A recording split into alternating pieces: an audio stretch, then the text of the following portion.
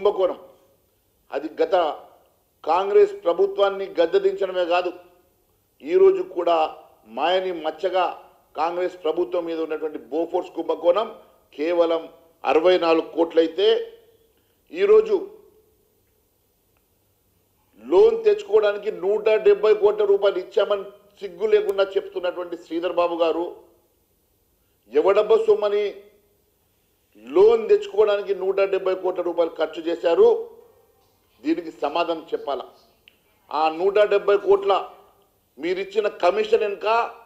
ఉన్న మతలబు ఉన్న చీకటి ఒప్పందం ఏందో మీరు బయట పెట్టాలని కోరుతా ఉన్నాం అంతేకాదు ఆ 170 కోట్లు ఒక చేతితో ఇచ్చి 100 కోట్లు దాని వెనుక అవినీతి ఉన్నదని చెప్పి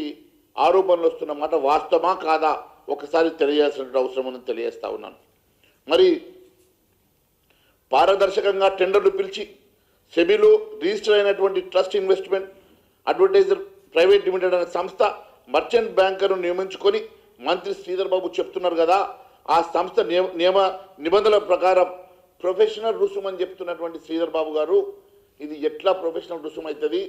లోన్ తీసుకోవడానికి ఒక ప్రభుత్వం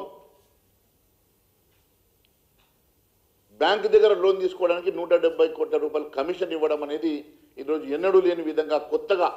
ఈ బాండ్ల విక్రయంలో ఎన్నడూ జరగనటువంటి ప్రతి మంగళవారం మీరు తెచ్చుకున్నటువంటి లోన్లో లేనటువంటిది దీంట్లో ఎందుకు వచ్చిందో మీరు ప్రజలకు చెప్పాల్సిన అవసరం ఉందని తెలియజేస్తా ఉన్నాను అంతేకాదు బీఆర్ఎస్ పాలనలో కూడా ఇదే మాదిరిగా 10 కోట్ల రూపాయలు ఏ పని చేయడానికి ఇచ్చారంటున్నారు మరి 10,000 కోట్ల రూపాయలు ఏ పని జరగకుండా బీఆర్ఎస్ ప్రభుత్వం ఇస్తే వారి మీద కేసులు ఎందుకు పెడతలేరు వారిని ఎందుకు అరెస్ట్ చేస్తలేరు ఈ రాష్ట్ర ప్రభుత్వానికి చెందిన 10 కోట్ల రూపాయల ధనాన్ని ఏ పని జరగకుండా గత ప్రభుత్వం ఇచ్చిందని చెప్తున్నటువంటి శ్రీధర్ బాబు గారు ఎందుకోసమని చెప్పేసి టీఆర్ఎస్ ప్రభుత్వం మీద చేసినటువంటి ఆ తప్పుకి శిక్ష ఎందుకు వేస్తలేరు కేసులు ఎందుకు పెడతలేరు ఇన్వెస్టిగేషన్ ఎందుకు చేస్తలేరు ఎందుకు అరెస్టు చేస్తలేరు మీ మధ్యలో ఉన్నటువంటి ఒప్పందం ఏంది అని చెప్పి ప్రశ్నిస్తా ఉన్నాను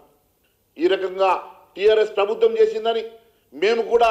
చేస్తామని వాళ్ళని అడ్డం పెట్టుకొని బ్లాక్మెయిల్ చేసి మేము అదే మాదిరిగా చేస్తామని మీరు మాట్లాడడం నిజంగా సిగ్గు చేయడం తెలియజేస్తా ఉన్నాను మనం ప్రజాస్వామ్యంలో ఉన్నామా లేకుంటే ఈరోజు కేవలం గత ప్రభుత్వం తప్పు చేసింది గత ప్రభుత్వం చేసిన తప్పుదాం మేము కూడా చేస్తాం వాళ్ళ దారిలోనే మేము నడుస్తాం ఏమన్నా మాట్లాడితే వాళ్ళ కేసులు కూడా బయట పెడతామని చెప్పి ఈ రకంగా బ్లాక్మెయిల్ టాక్టిక్స్ చేస్తున్న శ్రీధర్ బాబు గారు మీరు మాట్లాడినటువంటి ప్రతి మాట కూడా ప్రజలు గమనిస్తున్న సంగతి మర్చిపోవద్దు దీని వెనుక ఉన్నటువంటి మతలబేందో ప్రజలు గ్రహిస్తూ ఉన్నారు మీరు కూడా ఈరోజు ఆలోచన రహితంగా కేవలం టెక్నికల్గా మాట్లాడి తప్పించుకొని అసలు లోనే తీసుకోలేదని చెప్పి మీరు మరి ప్రజానీకానికి ఒక మంత్రిగా చెప్పడం నిజంగా ఇది బాధాకరం వెంటనే మీరు బహిరంగ క్షమాపణ చెప్పాల్సిందిగా మేము డిమాండ్ చేస్తూ ఉన్నాం అంతేకాదు టీజేఐసీ అప్పులు తీర్చడం